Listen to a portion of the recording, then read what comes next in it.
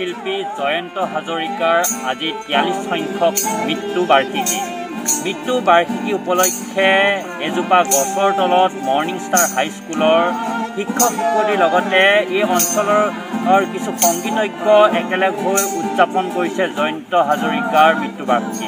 পোনে পোনে মই তাইৰ দৃশ্য কেমেৰা পাৰ্চনত দেখাবলৈ অনুৰোধ জনাইছোঁ। ইতিমধ্যে প্ৰত্যক্ষ কৰিছে আপোনালোকে। পোনে পোনে গানৰ মাজলৈ মই লৈ যাব বিচাৰিছোঁ আপোনালোকক।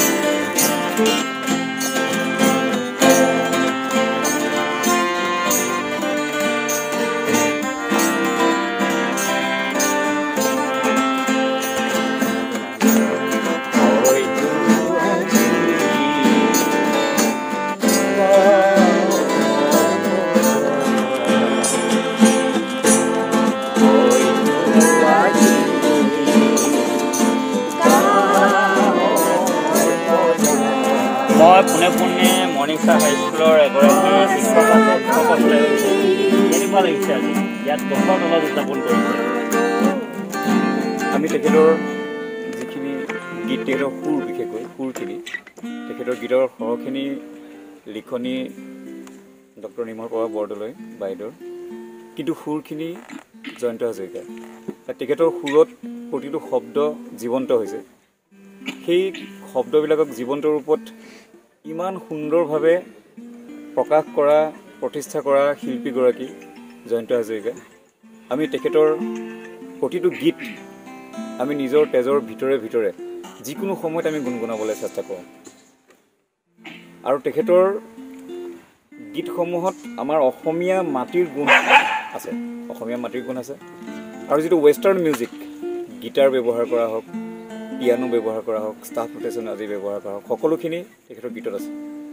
গতিকে মডাৰ্ণ মিউজিক আৰু আমাৰ থলুৱা মিউজিক, এই দুয়োটাৰ যিটো ফিউজন ইমান বিশুদ্ধভাৱে তেখেতে কৰি থৈ গৈছে।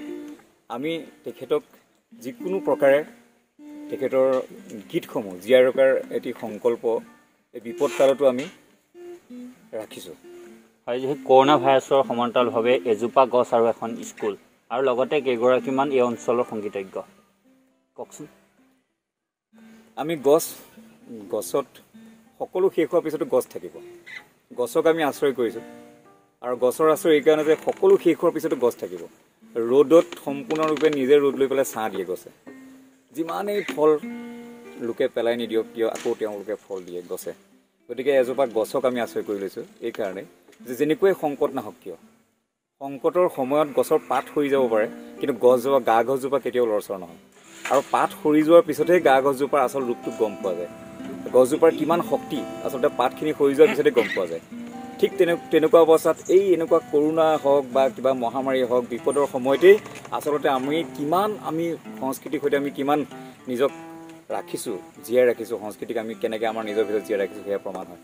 সেইকাৰণে আমি যিসকলে তেখেতৰ প্ৰতি শ্ৰদ্ধা আছে, অতি শ্ৰদ্ধা থকা যিসকল ব্যক্তি, শিল্পী, আমি তেওঁলোকক ইয়াত তেওঁলোকৰ সৈতে গীতৰ সৈতে নিজক আগবঢ়াই লৈ যাব। হয়, নিশ্চয়কৈ ইয়াৰ পিছতে আৰু এগৰাকী অঞ্চলৰে সংগীতজ্ঞ আমাৰ লগত আছে। ইতিমধ্যে তেখেতে কেইবাটাও গীত গাইছে। মই পোনে পোনে বাইদেউ আপোনাৰ ওচৰলৈ আহিছোঁ, কি ক'ব?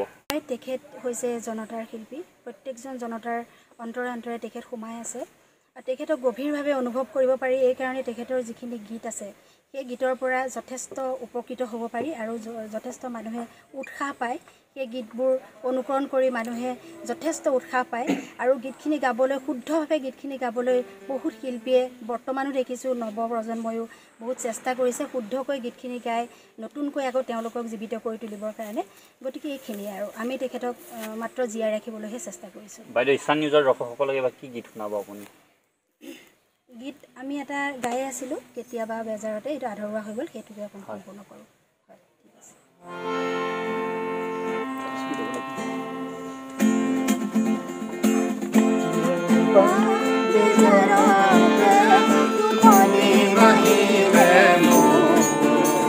Bye.